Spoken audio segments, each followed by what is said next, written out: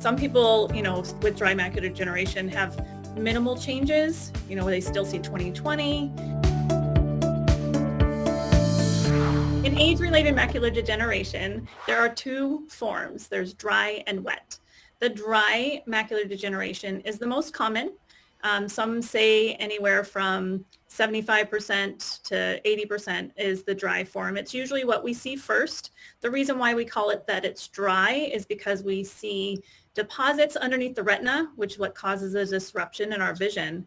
But if and when it turns to wet, which we cannot predict if that ever were to occur, we still are not fully aware of the reasonings on why it does go from dry to wet. But the reason why we call it then wet, which is the smaller portion of the condition, is because then we start to see either fluid or blood that then accumulates due to the disruption of these deposits. So that's where you get more vision changes, because now it goes across a broader area because it's a fluid that's underneath the retina versus just small deposits that are causing these disruptions in the retina itself. Again, we still don't know the full reasoning why it does turn from dry to wet, and not everybody does, but traditionally most people start dry, and then that's why we monitor so closely to see if there is any change. And if it does turn to what's called wet macular degeneration, then that's when there are treatment options. Although it's not a cure, it does stop or halt the process of that fluid. And the goal is to prevent any further vision loss. Is there any visual change at the dry level?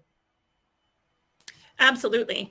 So depending on how many deposits are under the retina, specifically at the macula, you can have varying degrees of even dry macular degeneration. So some people, with dry macular degeneration have minimal changes, where they still see 20/20.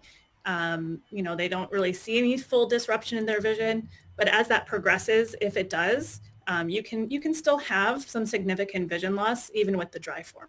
And what is there anything that you would recommend or do as an optometrist that would maybe be like more preventative care or slowing it down from getting worse?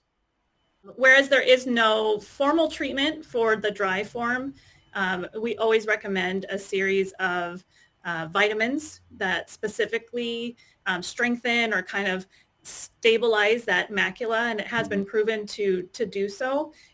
So anytime we see the first signs of those deposits, which are called drusen, and for the dry macular degeneration, we always recommend what's called an AREDS 2 formulation. The most important one being Lutein and Zeaxanthin, which are beta carotenes, and they are in high concentration at the macula. So the more we have and the more we provide, it kind of more stabilizes the macula for that dry version.